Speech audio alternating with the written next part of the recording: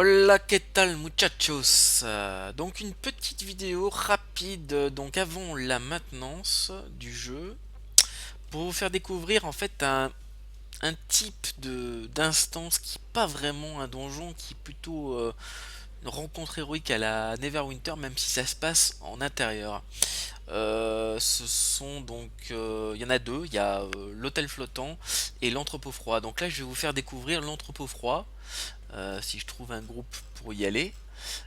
Ou alors peut-être créer le sien tout simplement. Donc là, regardez, je sélectionne l'entrepôt froid. C'est un donjon 6 joueurs automatiquement. Voilà, et on va demander du 500 plus. Donc là, je vais y aller avec mon voleur pour vous le faire découvrir un autre gameplay.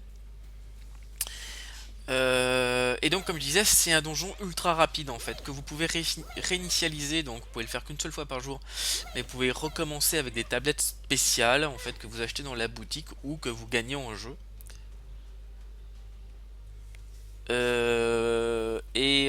Bah, c'est un donjon en fait qui vous permet de faire un truc ultra rapide si vous êtes pressé. Vous avez que 15 minutes devant vous. Vous en avez deux comme ça que vous pouvez faire. Les récompenses sont bonnes, même certaines essentielles. Donc c'est vraiment pas un truc on va dire superflu. Voilà, mais c'est pas un vrai donjon au sens du terme, hein, clairement pas. Donc il nous manque quelqu'un pour y aller. Écoutez, je vais lancer et puis je ferai un recrutement à l'intérieur.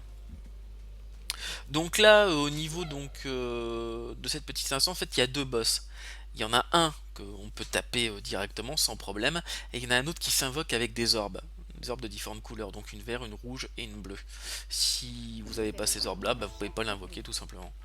En termes d'XP, ça rapporte énormément, surtout depuis le dernier patch, où en fait, entre la validation euh, de la quête, donc là c'est 11 000, plus les deux boss, c'est 35 000 sans bonus de premium ou autre chose. Donc ça fait quasi 80 000, 90 000 XP quoi, et plus si vous avez des bonus.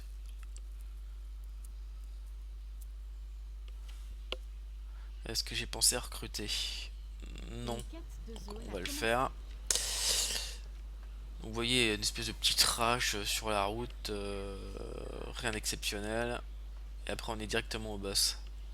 Donc là en fait c'est une annexe du porte sombre sang, certainement vu le design.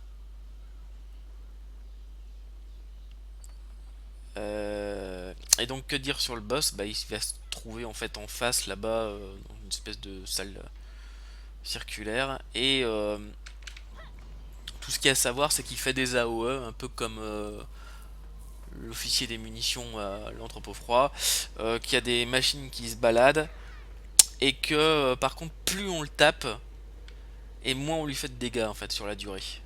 Donc c'est important de pas mourir parce que sur la fin, chaque personne est importante pour le finir. Donc là, écoutez, je vais prendre un cœur le temps que l'autre arrive. Voilà. Donc au niveau du gameplay de l'assassin, alors ça c'est une difficulté qui est supérieure en fait à pas mal de classes. Ça a rien à voir en fait. Pour moi c'est clairement le meilleur assassin que j'ai vu dans n'importe quel jeu. En MMO, hein. Je parle pas des MOBA et compagnie. C'est vraiment technique. Absolument pas bourrin dans le sens vous allez passer en fufu, vous allez one shoot quelqu'un. Non non, ça vous oubliez, hein, vous gardez pour les jeux de merde. Ça c'est absolument pas le cas. Pour réussir à bien jouer un assassin, euh, il faut euh, il faut non seulement être réactif, mais en plus il faut maîtriser ses combos et réussir à passer très souvent en fufu. Chose qui n'est pas aisée puisque c'est positionnel en fonction en fait des mobs sur la plupart de vos pouvoirs. Donc c'est quelque chose. Ça par exemple c'est la classe que je déconseille si vous êtes fatigué. Il faut pas jouer assassin si vous êtes fatigué, vous allez devenir fou, hein. Parce que vous prenez très cher en fait corps à corps. Et en PVP ça demande une grosse concentration, une grosse maîtrise pour être efficace, hein. Donc c'est vraiment pas une classe que je conseille d'entrée, sauf si vous êtes vraiment très agile, une pieuvre, et que vous avez l'habitude des MMO.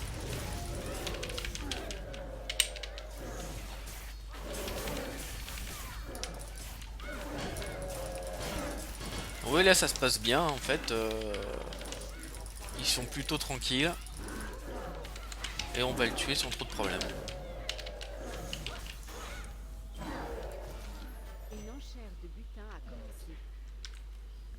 Voilà, donc ça c'est l'entrepôt froid. Vous voyez, on a directement les loots. Hop, je vais faire une petite enchère.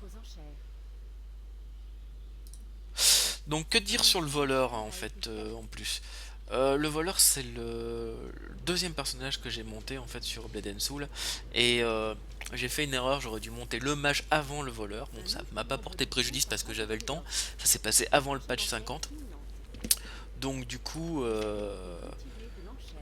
ça me permet d'avoir à peu près 3 personnages au niveau pour pouvoir jouer sur Blade and Soul. Et c'est très sympathique d'alterner. En fait, je farme jamais aucun donjon comme un bourrin. J'alterne toujours entre mes persos, faire les quêtes journalières par rapport aux persos et aux donjons. C'est très agréable. Il y a pratiquement rien à faire en extérieur. Bashing de mobs ridicule, c'est toujours en instance que ça se passe. Donc vraiment sympa. Donc là apparemment ils ont les ordres pour aller faire le boss supplémentaire, qui a pas du tout de difficulté, hein, ce boss là, il est plus facile que celui qu'on vient de faire. Vous voyez une des orbes vertes, une orbe verte qu'il faut là pour invoquer le boss suivant.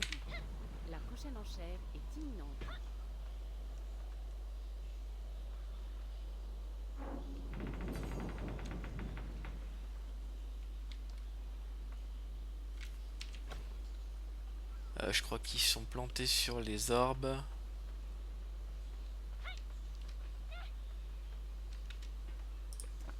Alors peut-être que j'en aurai une dans le coffre. M'a demandé de la prendre, mais je pensais qu'il allait prendre. Non, j'en ai pas du tout. Alors est-ce que ça va nous empêcher de... Apparemment ils ont tout, c'est bon. Ok, on y va. Donc le boss il est en bas là. Une espèce de... Pas pareil, une espèce de poisson au dinosaure, hein.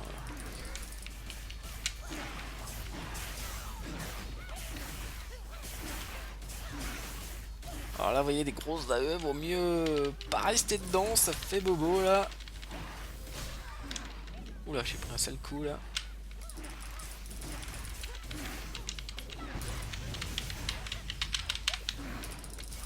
Donc vous voyez, il a de l'esquive aussi, pas mal. Alors, ce qu'il faut savoir sur le voleur, c'est qu'il a énormément d'esquive.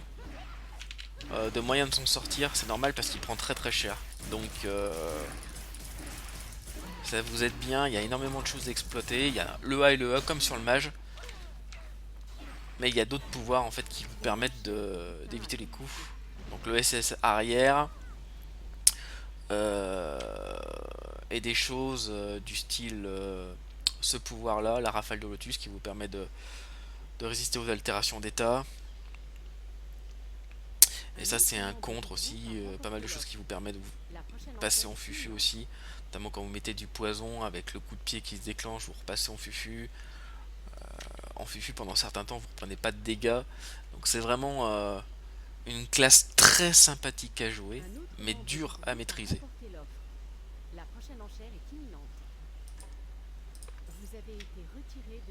Voilà, donc je vais pas pouvoir vous montrer en fait l'hôtel flottant aujourd'hui parce que je l'ai déjà fait, ça faisait partie du défi journalier. Et, et donc ce sera pour une prochaine fois. Là vous voyez 35 000 XP. Voilà, sur ce boss là, 35 000 sur celui d'avant qu'on vient de faire. Plus, et ben écoutez, on va voir, on va sortir du donjon. La validation de la quête. Qui fera au total pas très loin des 100 000 XP quoi, hein.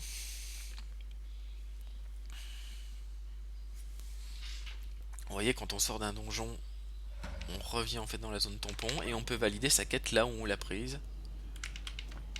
Ici. Voilà. Et là, vous avez donc votre banque, Craignez plus jamais de perdre vos possessions. dans laquelle vous pouvez ranger des Chez nous, trucs. tous vos objets adorés seront en sécurité. Un oubli? Un coffre à ouvrir, vous voyez, bon bah on a des récompenses. Alors dans ces coffres là, chose importante, je vous en ai jamais parlé, mais dans tous les coffres en fait de BNS au niveau des récompenses, vous pouvez avoir des jetons d'aventure. Et c'est quoi les jetons d'aventure? Les jetons d'aventure, c'est... Regardez, je vais vous montrer, on va faire I. Voilà, c'est ici, consommable. Les jetons d'aventure, vous les cumulez avec ça, les pierres de dragon, et ça se transforme en ceci. Les pièces de Hongmoon, en bas à droite, là 1267, j'en ai 1267, et c'est donc la monnaie, l'équivalent des zen en fait. Non, pardon, l'équivalent des diamants astro sur Neverwinter. C'est de la monnaie gratuite que vous récupérez en jeu et qui vous permet d'acheter des choses dans la boutique. Alors tout est achetable dans la boutique avec ces pièces d'Hongmoon, à l'exception de l'abonnement premium. Ça c'est la différence avec Neverwinter, c'est-à-dire que eux, ils ont eu l'intelligence de faire en sorte d'avoir des revenus en fait, pas d'avoir des joueurs qui ont des avantages, euh, euh, des avantages absolument à 100% en fait par rapport à un joueur qui payerait pas. Donc là, l'abonnement premium, il est payant quoi qu'il arrive. Moi, je trouve ça bien. Euh, et puis sinon, bah, tout le reste, vous pouvez acheter. Je sais pas, peut-être deux trois exceptions du style peut-être des trucs pour les accessoires de clan, ce genre de choses. Voilà. Donc c'est... bah écoutez, on va regarder vite fait. On va sortir. Et je vais en profiter donc pour vous montrer en fait la boutique.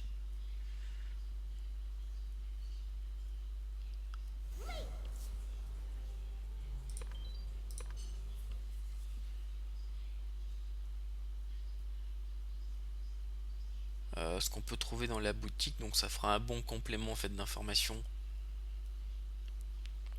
ben, par rapport à ce qui s'y trouve. Donc voilà, donc la boutique on y accède là. Vous voyez donc en vedette en ce moment il y a des costumes. Hein, vous voyez des costumes. Des clés au trésor qui sont liées à un event que je trouve pay to win. Ah pay to win, hein, et donc vous payez pour avoir des trucs. Euh, C'est le seul événement que j'ai vu en 8 mois que je trouve un peu pay to win. Le reste, ça l'est pratiquement jamais. Bon, faut bien qu'il gagne un peu de thunes. Personnellement, ça me dérange pas puisque je peux quand même avoir les objets sans avoir rien à payer. Vous voyez des tickets d'agrandissement pour l'event, quelques objets utiles pour aller plus vite pour son stuff, des clés pour pouvoir avoir directement des objets de votre classe, des matériaux de craft, des trucs pour agrandir l'inventaire. Alors en cosmétique, bon bah voilà, alors vous avez des tonnes de costumes, hein. C'est simple, regarde tout ça. C'est des accessoires, des costumes pour votre familier, pour vous-même, là-dedans. Et on va faire plus simple. Quand je fais... Non, pas F2, c'est F3. Voilà la garde-robe. Et la garde-robe donc de ce jeu-là est tout simplement très très fournie. Vous voyez tout ça là, c'est tout des costumes. Et ils ont eu bien raison. Ils savent exactement en fait comment gérer le jeu à ce niveau-là parce que vu qu'ils sont débarrassés en fait, on va dire de la contrainte de dessiner des pièces d'armure pour chaque en fait contenu de leur jeu, vu qu'ils sont s'est débarrassés, puisque comme je vous l'ai dit précédemment, notamment dans la vidéo sur le labyrinthe de Nario, je vous explique en fait que c'est un système de parts de pizza. Donc les parts de pizza, tout ce qu'ils ont à faire, c'est voilà, un petit triangle, une petite image dessus, terminé. Ils ont rien à faire en termes de design. Et vu qu'ils ont rien à faire en termes de design, tout le temps qu'ils ont réussi à mettre de côté, eh ben c'est du temps qu'ils utilisent pour créer en fait des fashion. Et regardez, c'est blindé de fashion quoi. Je fais défiler, il y en a partout. Et grâce à la garde-robe, vous pouvez voilà tester des trucs. Donc il y a vraiment tout. Par exemple, je peux tester celle-ci, vous voyez. Ça c'est le costume petit dragon Bruce Lee ou Kill Bill au choix. qui vient d'arriver récemment, mais il y en a d'autres là, que je prends au hasard, vous voyez. Bon, ça c'est une tenue très actuelle, vous pouvez prendre un peu de tout. Ce qui m'a un peu choqué quelque part dans ce jeu, dans le sens où il y a vraiment des tenues qui sont très asiatiques, des tenues qui sont très contemporaines, des tenues qui sont plutôt anciennes, style traditionnel, on va dire. Il y a vraiment de tout, quoi. Vous pouvez vraiment trouver votre chaussure à votre pied facilement, quoi, au niveau des fashion. Alors il y en a plein que pouvez gagner en jeu et d'autres que vous pouvez acheter à la boutique. Ça, c'est comme vous voulez. Moi, je suis pas un aficionados des costumes, mais j'aime bien avoir un truc sympathique, quoi. Voilà, voilà. Bah écoutez, ça c'était l'entrepôt froid. Donc tout ce qu'il y a à retenir en fait sur l'entrepôt froid, c'est que c'est vraiment un donjon à faire quasiment tous les jours avec l'hôtel flottant. Parce que c'est tellement court que s'en priver c'est useless pour le nombre de d'XP que ça vous permet de gagner, plus les récompenses que vous pouvez dépenser pour acheter d'autres objets qui sont très très utiles. Donc si on n'a pas beaucoup de temps, c'est ces donjons là en priorité. Voilà, bah écoutez, j'espère que ça vous a appris deux trois trucs. Et puis ben à la prochaine, on fera une autre vidéo avec le voleur. On verra un peu le gameplay, on va dire plus en profondeur. Même si c'est pas forcément un personnage que je maîtrise encore, on va dire très très bien. Allez, ciao les loulous, et bah à la prochaine.